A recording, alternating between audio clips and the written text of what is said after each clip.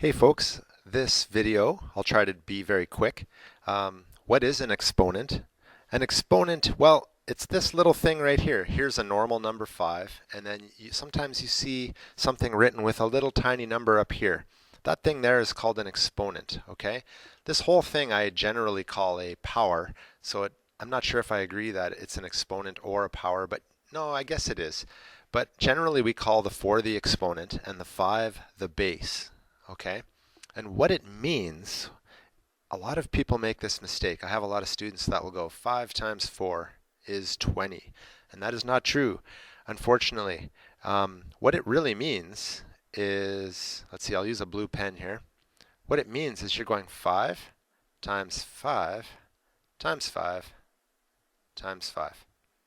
And writing it this way is called expanded form, which you can see down here. And expanded form is a bit of a pain in the butt. So someone invented this thing called exponents so that we could just say, well, that's like saying 5 times 5 times 5 times 5, which is 5 written with a little 4 up here. I made the 4 a little bit too big, if you ask me. It almost looks like a 54. I apologize. So once again, exponential form is when you have, for example, 2 to the power of 4 down here. There, I just said power of 4, so I guess it is called a power too. I just generally call this whole thing a power, but anyway, 2 exponent 4 is exponential form. Expanded form, 2 times 2 times 2 times 2. Now, that was easy, right? Now, let's talk a little bit more. Let me turn the page. You might get questions like this then, when you're being introduced to exponents. What would this be in exponential form? Well, count how many 2's there are for the first one. 1, 2, 3, 4, 5, 6. And this pen's a little dark. I hope you can read that. I wrote 2 exponent 6.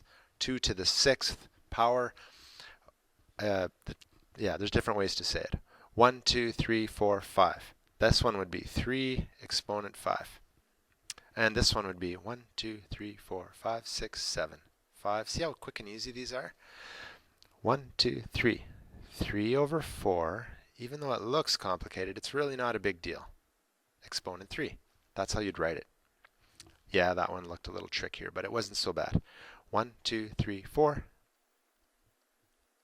How nice and fun is this? Okay, let's turn the page. Write the following in expanded form. Okay, do I really want to do that? Well, I'll do this one. 3 times 3 times 3. But this one, 2 times 2 times 2. Oh my goodness. Do I really have to? I should show that I have the resilience to do this. 1, 2, 3, 4, 5, 6, 7. That was that question. And then this one here is 7 times 7 times 7 times 7. Oh, exponential form is so much better. This one here, oh my goodness, crazy. I'm just going to write it 5 times. 2, 3, 4. I want to get to the last page, people, so don't shut me off just yet. I'm sorry, this is just ridiculous having to write this over and over again. Teachers are cruel when they assign you they assign you this kind of stuff here. Okay, here's something that's I wanted to look at really quickly. If take your calculator and go -1 exponent 53. I'm going to open up my calculator and go -1. There it is. Exponent, now on my calculator here, this is a Windows calculator. -1 exponent 53. Look at the answer. The answer you get is -1.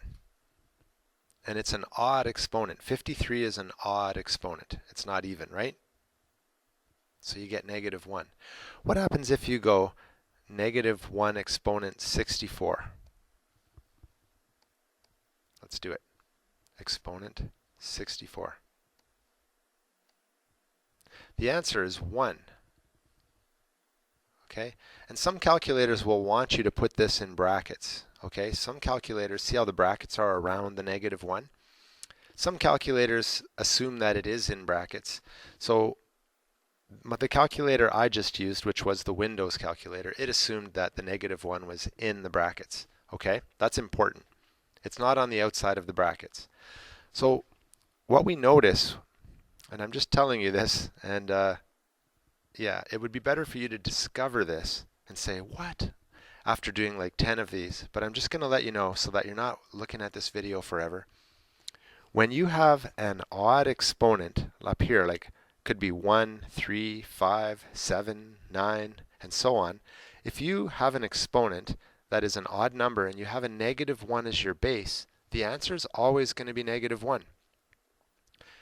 Because let's say you had to the power of 3, negative 1 exponent 3. Well, you would go negative 1 times negative 1. Well, that's 1. But then 1 times negative 1 gives you a negative 1 again. So it has to do with the way the signs are. And if you have an even number of signs, if you go to the power of 4, if this becomes to the power of 4, notice that the brackets become positive. The negative signs become positive. Like negative times a negative is positive. Then it becomes negative again. But then you multiply that by another negative and it becomes positive again. So even numbers will give us a positive answer, and odd numbers will give us a negative answer when you have negative 1 as your base. We just had to throw that in there at the end here, just in case you ever see that. All right. Well, now you know. Definitely check out other videos that I have on exponents so that you are more knowledgeable about exponents. So that you do well in your math classes, people. Okay. Have a great day. Take care. Stay safe.